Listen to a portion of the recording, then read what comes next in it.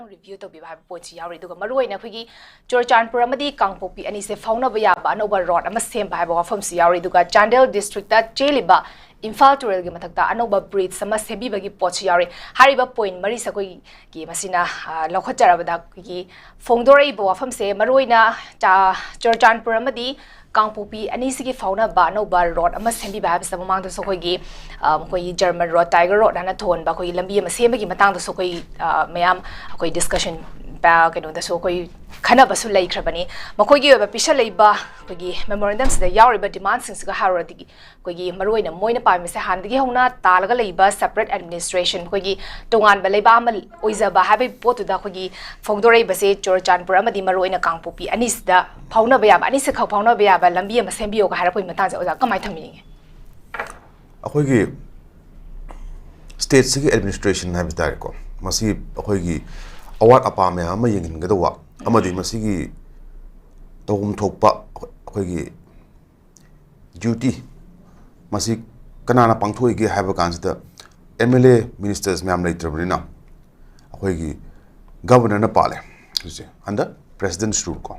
atagdi magi makhada leriba chief secretary amadi to bureaucrats me am sina akoi gi thau me am se execute tawdabne atagdi bureaucrats yo sikana kanano ꯑꯩꯈꯣꯏꯒꯤ ꯃꯩꯇꯩ ꯈꯛꯇ ꯑꯣꯏꯕ꯭ꯔꯥ ꯅꯠꯇ꯭ꯔꯒ ꯅꯥꯒꯥ ꯌꯥꯎꯗꯕ꯭ꯔꯥ ꯀꯨꯀꯤꯗꯤ ꯌꯥꯎꯗꯕ꯭ꯔꯥ ꯑꯩꯈꯣꯏ community ꯃꯌꯥꯝ ꯂꯣꯏ ꯄꯨꯂꯞ ꯌꯥꯎꯔ ꯉꯥꯛꯇꯅꯤꯅ ꯑꯩꯈꯣꯏꯒꯤ ꯕ꯭ꯌꯨꯔꯣꯀ꯭ꯔꯦꯁꯤꯁꯤꯗ ꯑꯣꯏꯒꯦꯔꯥ ꯑꯣꯔ ꯑꯇꯣꯞꯄ ꯄꯤꯂꯔꯁ ꯑꯣꯐ ꯗꯦꯃꯣꯀ꯭ꯔꯦꯁꯤ ꯍꯥꯏꯖꯕ ꯇꯥꯔꯦꯀꯣ ꯑꯗꯨꯕꯨ ꯂꯦꯖꯤꯁꯂꯦꯇꯤꯚ ꯂꯩꯇꯦ ꯍꯥꯏꯕ ꯋꯥꯔꯤꯅꯤ ꯕ꯭ꯌꯨꯔꯣꯀ꯭ꯔꯦꯁꯤꯗꯤ ꯂꯩꯔꯤ ꯑꯦꯛꯖꯤꯀ꯭ꯌꯨꯇꯤꯚ ꯂꯩꯔꯤꯀꯣ ꯑꯗꯨꯒ ꯂꯦꯖꯤꯁꯂꯦꯆꯔꯁꯨ ꯂꯩꯔꯤꯅ ꯑꯗꯨꯅ ꯂꯩꯔꯤꯕ ꯃꯌꯥꯝ ꯂꯣ ꯑꯦꯟ ꯑꯣꯔꯗꯔ ꯉꯥꯛꯅꯕ ꯂꯩꯔꯤꯕ ꯁꯤꯐꯥꯏꯁꯤꯡꯁꯤꯗ ꯃꯌꯥꯝ ꯂꯣꯏ ꯌꯥꯎꯔꯤ ꯉꯥꯛꯇꯅꯤ ꯀꯨꯀꯤꯁꯨ ꯌꯥꯎꯔꯤ ꯅꯥꯒꯥꯁꯨ ꯌꯥꯎꯔꯤ ꯃꯩꯇꯩ ꯄꯥꯡꯒꯜ ꯑꯦꯚ꯭ꯔꯤꯋꯥꯟ ꯂꯣꯏ ꯌꯥꯎꯔꯤ ꯉꯥꯛꯇꯅꯤ ꯑꯗꯨ ꯑꯣꯏꯇꯥꯔꯒꯗꯤ ꯑꯩꯈꯣꯏꯅ ꯂꯥꯟ ꯇꯧꯅꯩ ꯍꯥꯏꯗꯅ ꯑꯇꯣꯞꯄ ꯀꯝꯃ꯭ꯌꯨꯅꯤꯇꯤꯁꯤꯡꯒꯤꯗꯤ ꯇꯣꯂꯣꯞ ꯐꯪꯗꯕ꯭ꯔꯥ ꯀꯝꯃ꯭ꯌꯨꯅꯤꯇꯤ ꯃꯌꯥꯝꯁꯤ ꯂꯣꯏꯅꯃꯛ ꯏꯟꯚꯣꯜꯕ ꯇꯧꯔꯀꯥꯟꯁꯤꯗ ꯍꯧꯖꯤꯛ ꯇꯣꯉꯥꯟ ꯇꯣꯉꯥꯟꯅ ꯀꯨꯀꯤꯒ ꯃꯩꯇꯩꯒ ꯂꯩꯔꯤꯕ ꯐꯤꯕꯝꯁꯤꯗꯗꯤ ꯁꯦꯄꯔꯦꯠ ꯑꯣꯏꯕ ꯃꯑꯣꯡ ꯑꯃꯗ ꯂꯩꯔꯦ ꯍꯥꯏꯕꯅꯦꯕꯀꯣ ꯃꯁꯤꯃꯗꯤ ꯗꯤꯅꯥꯏ ꯇꯧꯕ ꯌꯥꯗ꯭ꯔꯦ ꯑꯗꯨꯕꯨ ꯃꯈꯣꯏꯁꯨ part of the state hai tare ko amadi of the governance oirim natro oirimna moisu dum tolop amadi thabak loinam to tabane whereas labor violence na hani gi labor normal loiba mong secretary ta ka ya ba adai atop hospital ta ka ya ba university ka ya ba do adu yadre habane adu tare gadi governor na thabak to do sidi madi akhoi gi state sigi administration je mana panadorina mana yengin jilibnina mana tom thogum me am lerina aro only naga khatangi toge or only meti pangal khatangi toge or only kuki khatangi toge or only kom khatangi toge natra only koireng khatangi toge haibdi aponte inclusive oy mom da thawak to pada bane adu ta gadi hujik pr chalai ji madugi system ma se taseng na ha kan se thamba yana na ba overall development langna na ba haibgi points na tro center na akhoi gi chief minister thamdabida council of ministers thamdabida akhoi gi president rule thamija manamdi leibak se legislature akhoi gi law makers hajaba tare ko legislature sing sina pan ngamdre haitre lengak sasun tawda soire habane adu gina traba pr na thamija adu tagadi akhoi democratic oba mong da thawak toramdu yadre habane akhoi gi isana isabu lengak sabagi niyom habadi wahan to kaino democracy yam phaja mong da democracy do leitre habane adu hujik india gi constitution da leba hujik ki president's rule impose tor matung sidadi akhoi hujik sahi am hena thamdoi bani hujik president rule se adu eta gadi sigi manung sida lehoriba thau myam akhoi shoriba adagi unimplement tom da myam se loi top tam ne aduna thong saba sengatpa sagatpa haibase hanadi adum khangbiramgani time bound amadi leje targasu masisda thaba kamain tawi natraga kamain tawde lambi gi phimna kamain tawi kamain tawde singni to asine Chorchanpur to ase Kangpopi to piro Imphal manungi lambi kamain tawige yes adu targadi akoi lambi swaida leiba lambi se aphaba hai targadi kaida bu pharige haibaduni lambi no enemy ma'am si hat labani hojik se maramdi pothole sing se luna lebadagi gari thorpa kansida especially two gari macha thoba two wheelers thojaba lambi di khangdaba nong susalani nong mak tasalani adu hujik kongut ki kut pagi san khang da thaudar ni adu di khoman mu udret ngatang khoi nong jang jukan sida khoman gi mathak te ising sele khoi lekai da wo sele ba ngatang juba kan sida adu khang da mi di khoman gi area da kai legi khang da mi na gai thorpa kan sida adu yung ma kyam yaw re gai thaina ba kan sida adu manipur gi hujik le ba imphal manung gi lambi mem condition yang ne gari ani thaina ba da khoi problem oi re ne le inter village road sing sida adagi parking later banina gari do asogum ni tham lairani adu lambi matai da parking to thamgani thaiba kan da khoma da kuma me am yong dune ai point ti hojik leriba road saiba khoi gi thong haiba lambi thong haiba se yamna tangai phada pot amani akhoi di lifeline je khoi gi highway ni da depend toriba adu state amani haijaba tar yes adu eta ga di lambi phan ba thong phan ba haiba si paliba any existing government whether it may be a coalition government or it may be BJP or it may be Congress or it may be anything adugi potogi makoigi continuation or natra adu dinga sibo highway sing sinawaina koigi BJP linga ham how cans das koigi jibam lambi je koigi aeroplane ta han ya mong da sem journey ka ya ma le koigi kano da matam da koigi cover them yaw ni koigi sina phalani time bound to ni highway security PA ni khoi oye khoi loin khangoi haijaba tar maram de paw do khoi ni ijaba ni haiba politicians sing na ngang kan sta adu eta gadi tawni haiba state sig development valley do egera ching do egera si ke dorong ge haiba ne wang de thabak hap ni haina tawgi ba myam thabak to hapi gra bra sem ni haina kai thagi ba sen lambi sing du sen bi gra ba sani haiba thong do kyam kuin sang do ge natra adagi development yang biune akhoi gi roadway hajab tare ko akhoi gi kano hangang da gina kano chirau chingbo gi koi sengwat na se story yam pai am nungai ji adu madu gi objective te kaino karo myam thadare hangang da gina chirau chingbo se pase kari problem nei ge lambi ji yam phaji adagi madulung mathak tem chatlaga yeng ta labu lamang yeng do ngai re ko ado kya mathu bole dena hangang de chok chung chatino adu targa di adu mota highway project se thang ga gina sorry karang bo hai tare ko island ani mak ta leriba akhoi gi ithat un leriba adu da thambi bi kai kai adu da myam nunglen si lakpa kan da chat pangam riba to mangam riba akhoi hi la iba myam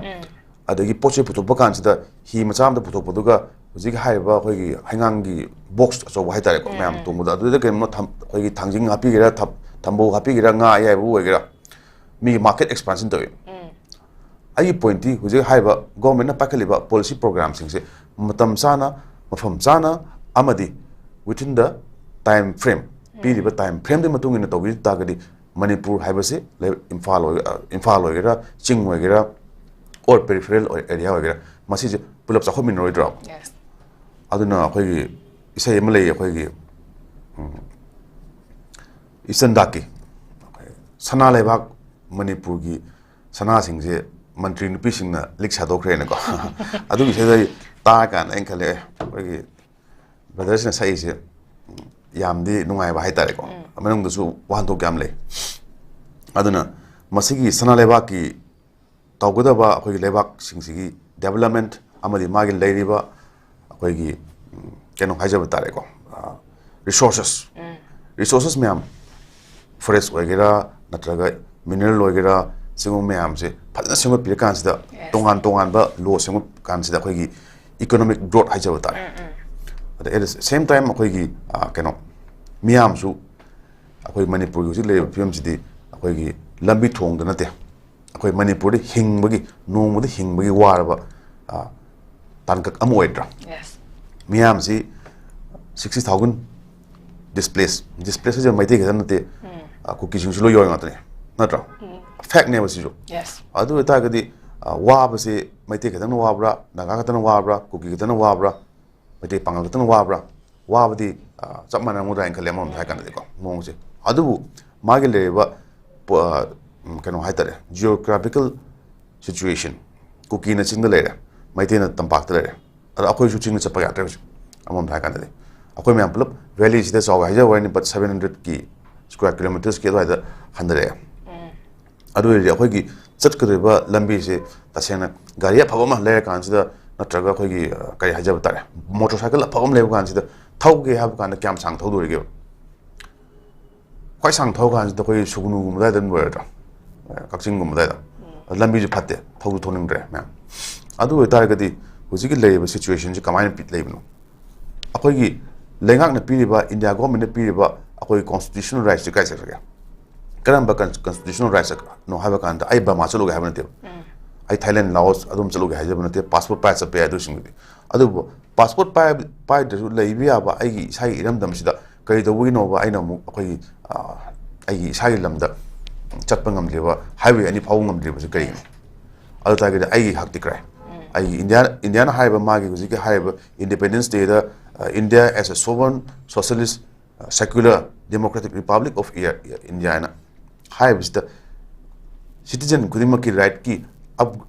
ꯁꯦꯐꯒꯥꯔꯗ ꯇꯧꯅꯤ ꯍꯥꯏ ꯀꯥꯟꯗ ꯃꯅꯤꯄꯨꯔꯤꯁꯤꯡꯒꯤꯗꯤ ꯃꯩꯇꯩꯒꯤ ꯑꯣꯏꯒꯦꯔꯥ ꯑꯃꯒꯤ ꯑꯣꯏꯒꯦꯔꯥ ꯃꯥꯒꯤ ꯔꯥꯏꯠꯇꯤ ꯌꯥꯎꯗ꯭ꯔꯕ꯭ꯔꯥ ꯍꯥꯏꯕ ꯀꯣꯏꯁꯟꯗꯨꯒꯤ ꯋꯥꯔꯤꯅꯦꯕ ꯑꯗꯨ ꯇꯥꯔꯒꯗꯤ ꯒꯚꯔꯅꯔꯅ ꯇꯧꯗꯣꯔꯤꯕ ꯊꯕꯛꯇꯨꯗꯤ ꯖꯁ ꯍꯣꯏ ꯂꯝꯕꯤ ꯊꯣꯡ ꯍꯥꯏꯕꯁꯤꯅ ꯑꯃꯗꯤ ꯑꯣꯏꯔꯦ ꯕꯠ ꯑꯣꯚꯔꯑꯣꯜ ꯑꯣꯏꯅ ꯇꯧꯔꯛꯄ ꯇꯥꯔꯒꯗꯤ ꯑꯩꯈꯣꯏꯒꯤ ꯔꯥꯏꯠꯁꯤꯡꯁꯦ ꯃꯇꯤꯛ ꯆꯥꯕ ꯔꯥꯏꯠꯁꯤꯡ ꯏꯟꯗꯤꯌꯥꯅ ꯄꯤꯅꯤ ꯍꯥꯏꯕ ꯔꯥꯏꯠ ꯃꯌꯥꯝ ꯑꯩꯈꯣꯏꯒꯤ ꯐꯟꯗꯥꯃꯦꯟꯇꯦꯜ ꯔꯥꯏꯠ ꯍꯥꯏꯕ ꯇꯥꯔꯦ ꯃꯁꯤ ꯃꯌꯥꯝꯁꯦ ꯄꯤꯕ ꯃꯊꯧ ꯇꯥꯏ ꯃꯁꯤꯒꯤ ꯄꯤꯕꯒꯤ ꯀꯩꯅꯣ ꯇꯧꯕꯁꯦ ꯒꯚꯔꯅꯔꯅ ꯍꯧꯖꯤꯛꯀꯤ ꯑꯣꯏꯅꯗꯤ ꯃꯥꯅ ꯀꯩꯅꯣ ꯑꯣꯏꯔꯤ ꯍꯥꯏꯇꯥꯔꯦ ꯀꯔꯃꯙꯥꯔꯤ ꯑꯣꯏ ꯍꯥꯏꯇꯥꯔꯦ ꯑꯗꯨꯅ ꯃꯥꯅ ꯀꯨꯀꯤꯒꯤꯁꯨ ꯌꯦꯡꯕ ꯇꯥꯏ ꯃꯩꯇꯩꯒꯤꯁꯨ ꯌꯦꯡꯕ ꯇꯥꯏ ꯑꯦꯅꯤ ꯀꯝꯃ꯭ꯌꯨꯅꯤꯇꯤꯒꯤꯁꯨ ꯌꯦꯡꯕ ꯇꯥꯏ ꯍꯥꯏꯕ ꯃꯔꯝꯗꯤ ꯑꯦꯖ ꯑ ꯁ꯭ꯇꯦꯠ ꯇꯣꯉꯥꯟꯅ ꯍꯧꯖꯤꯛ ꯂꯩꯔꯤꯕ ꯁꯤꯆꯨꯋꯦꯁꯟꯁꯦ ꯚꯥꯏꯂꯦꯟ ꯑꯣꯏꯕ ꯋꯥꯔꯤꯅꯤ ꯑꯗꯨꯕꯨ ꯌꯦꯡꯍꯟꯗꯕꯗꯤ ꯒꯣꯚꯔꯅꯔꯅ ꯑꯆꯥꯟ ꯃꯤꯔꯥꯏ ꯅꯥꯏꯕꯁꯨ ꯌꯥꯔꯣꯏ ꯃꯉꯣꯟꯗ ꯄ꯭ꯔꯣꯕ꯭ꯂꯦꯝ ꯂꯩꯕꯗꯣ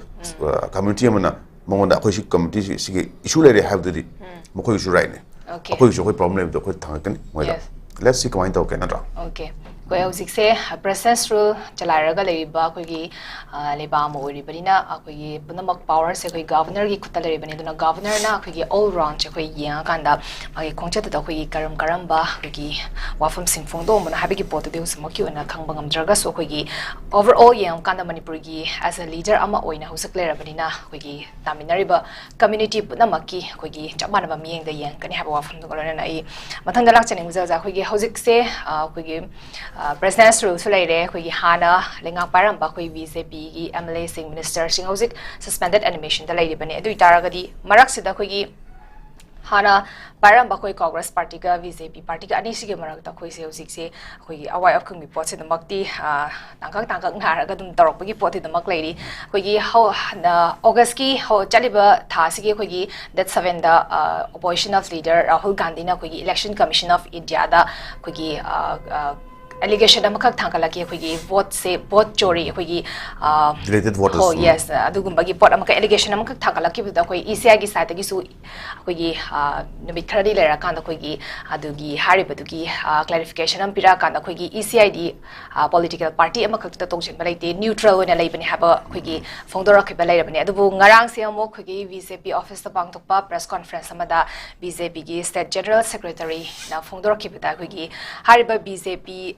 party si de khogi samuni do congress na hui gum khongla kan da khogi hanna yeng ha bagi poram khak phong dorok pa ha tare masida lai base khogi BJP party da huzu fogi oina khogi kuki MLA singna taliba separate administration se masi supi pi roi masi pi dana bagi damak ta khoi khongpom chen na lepi aduna khoi congress side ki su mokhogi ba decision do PBU haibi wa bagi pot duni hujik lai base oja kamaina yung birige di argument ki pot se damak ti lai di ha tare huzu fawda akhoi Isaac na haibam leko wahema akhoi manamdi asengba ningtam ma haibase masi pam phangta phangning ba haita di miyam da educate to gadabane yes miyam da khang gadabane aduga dictatorship haiba tyranny ne kaino da miyam je khangan dabida namjala thammo miyam je pangala thammo haibane miyam je sak no mai ka bijara kan sida adum wahan khalan dabida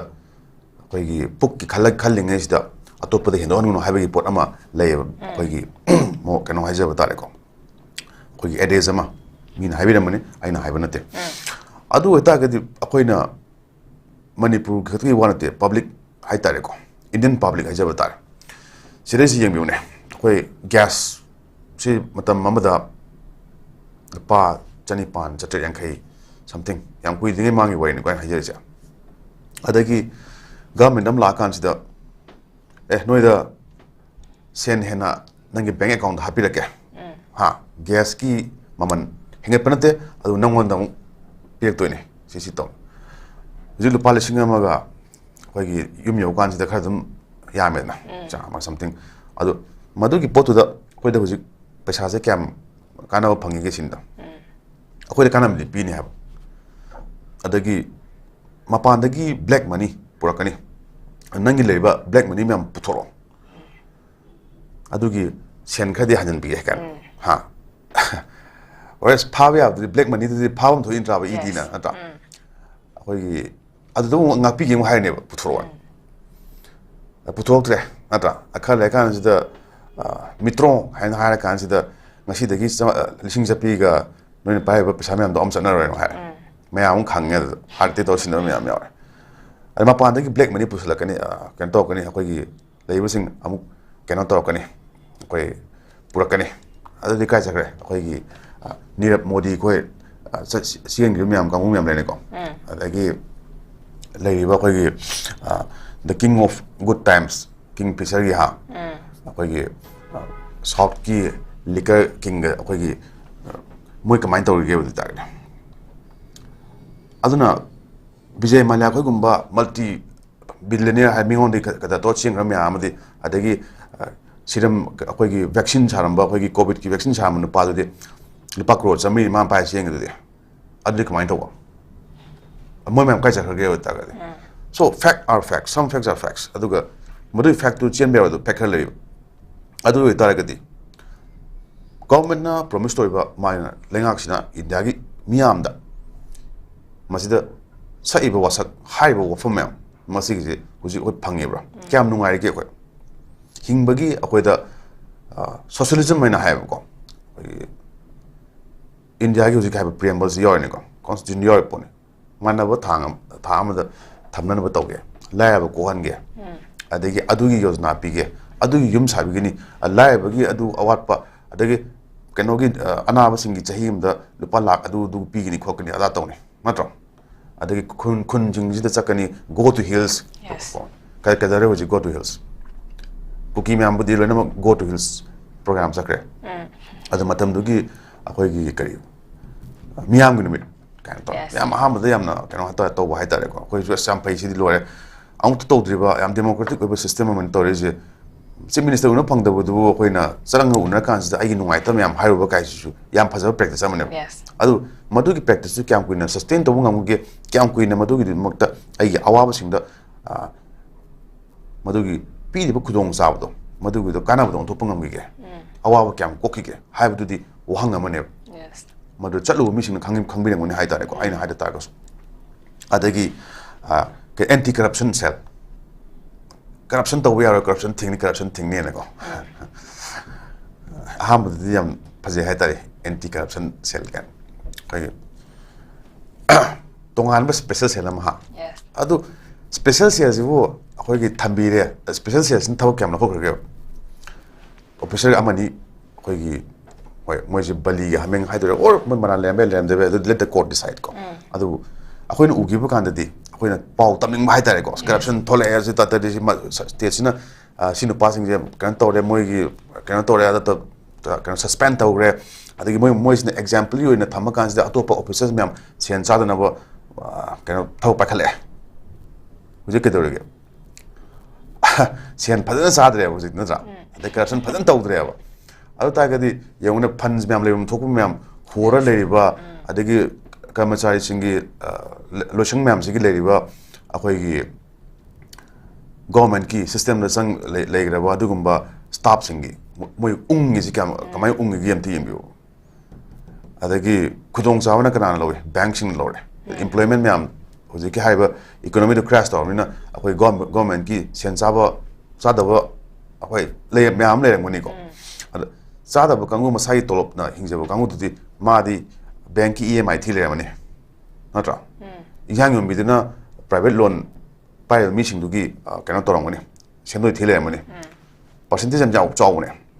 normal daily collection ka hai wa ne patho kan ayo ne 25% 30% even sometimes 40% bu yo ne mingon da gi ka tara cha ba kha yo yo hai da hai ja ta re my point is masigi le myam se yengan ne political system na man law myam sema kan de manipur de mai do ya ko manipur ri akoi salai gumba adagi kana gumba bela gumba adagi yam lai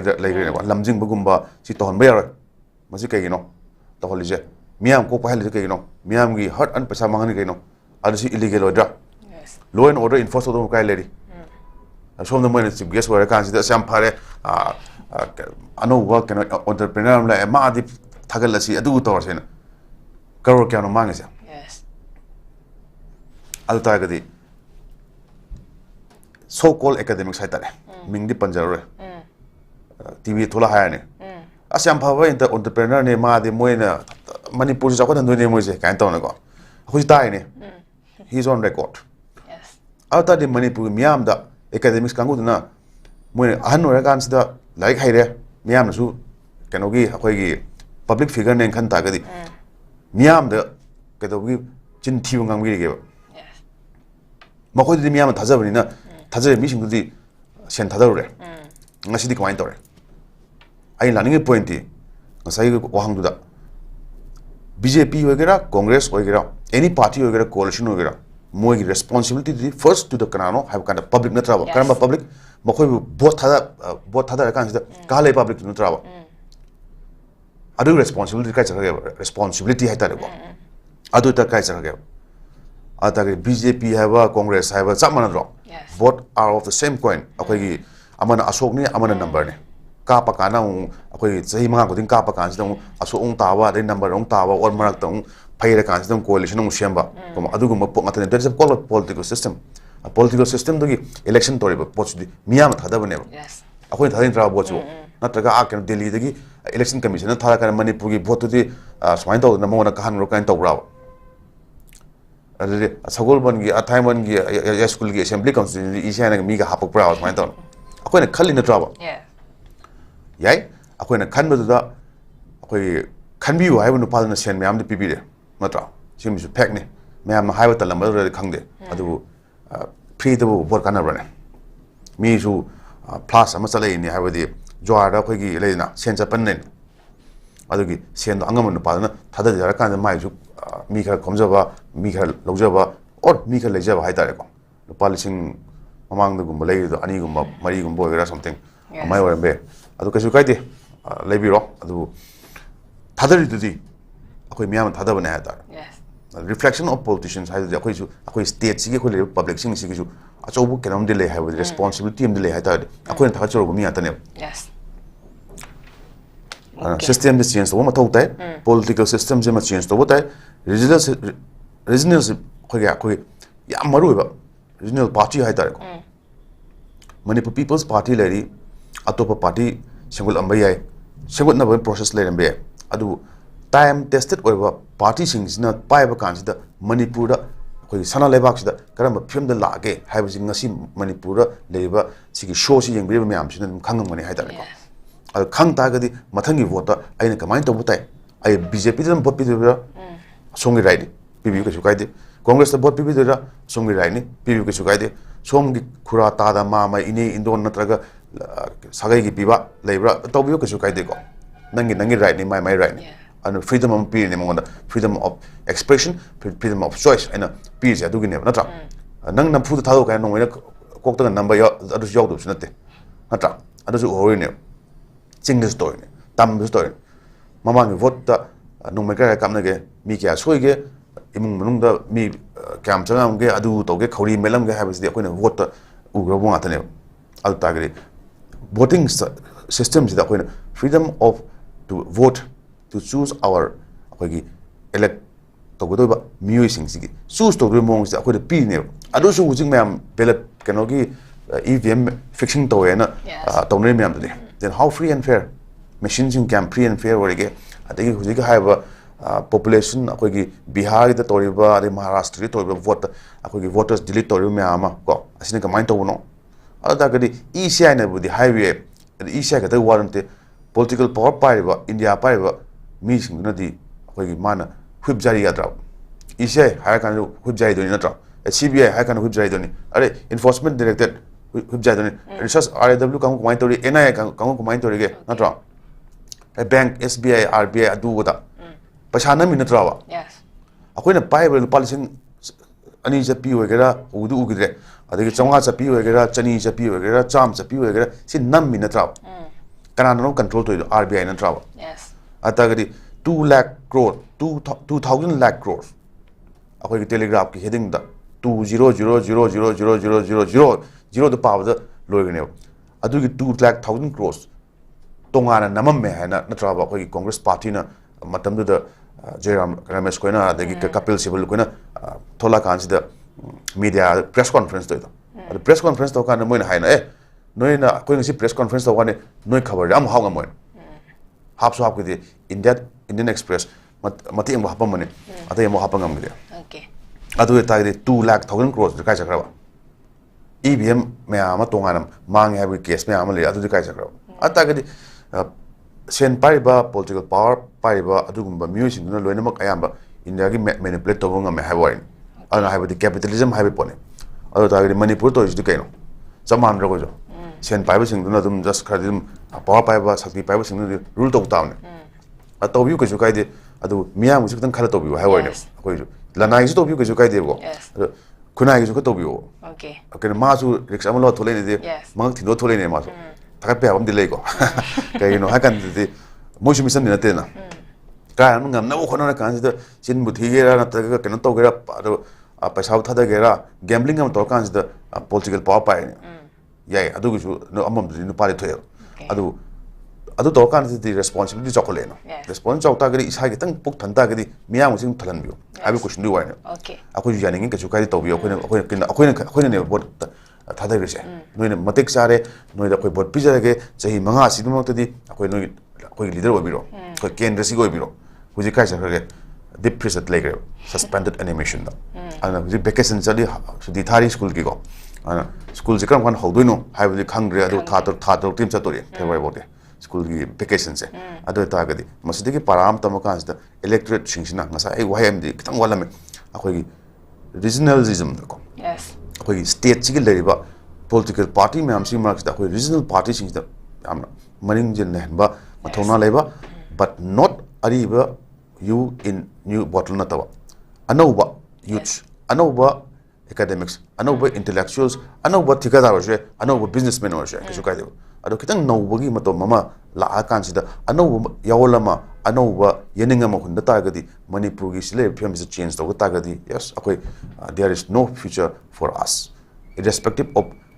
Maitei wagera Naga wagera Kuki wagera anybody wagera ko ana sigi political change ama lakwa sidi yam mathau tai karamba political change no have kanda for the betterment karamba betterment ai thanagi na to mayam pulap ki natro ai thanagi right na teba yes akoi host ka right na teba akoi right ma'am le sigi je pulap pibiu akoi sakot sage akoi hingjage akoi law and order phazan thambiu akoi law abiding citizens oy da kachu kai di haibagi madu gi democracy gi mahau do akoi phangjage habani huji ti akoi huji adumam amata leitre okay am phazan thambi kro jana akoi gi praja sing sina akoi gi masa gi right sing sa akoi gi khubi namakanda akoi gi right sing sa akoi gi thoklei ba representative leader sing sida akoi gi sinakri bani maramaduna sinakri ba praja sing gi right sing se mafam matam chana praja sing gi welfare gi damak ta thabak tobi basi yam namak tangai fada ba fam dani thambi sam nungai je ozagi achin ba thabak ke amram kai thokpira ga akoi gi studio da election birak tuna ngasigi analysis ke thoram se makum farm ba gi damak ta su thakat pa phongduk chari mata se da notice window sandok saba news analysis loshin jare ming tabiri ba sing ba muka hanna khrum jari Central Government की थबकी exam माई पाके खलगदी करी पागदबनो खंगबदगी करी पारोइदबनो खंगबन हेना मरु ओई Russell Coaching Institute mayang Imphal SSC Defense samadi banking exam singi tha taruki boarding course hauzaragani mafamasida boarding da leiba satra khudingmak thabaki exam singda written da 100% success oiri mafamasida sakdaraba retired Navy Air Force samadi subject expert singna takpi tambiri boarding da leiba satra sing nomada pung tara ozaga lunena larik pahanbaga lunena Pung amagi physical training su pijari. Mafam asida subject khudingmaki shortcut method su takpi tambiri. Akagnaba sit masing kun khaktani. Yawbiningba singna mayang Imphal Bangun buya lairakta leiba Russell Coaching Institute ta lakpiraga registration tawbihau natraga akupamarolgidamak mobile number 8289-833-957 da contact tawbirau.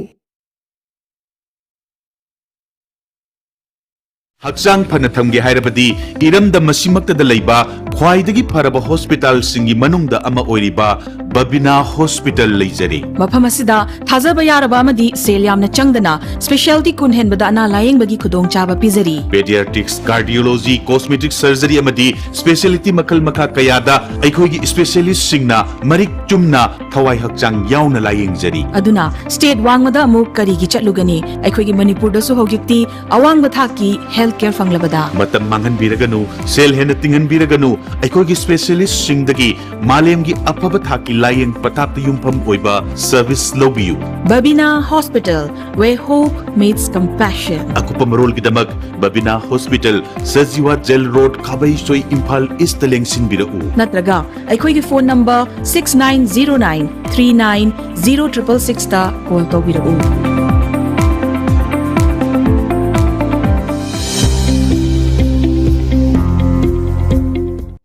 Welcome to Uttaranchal University.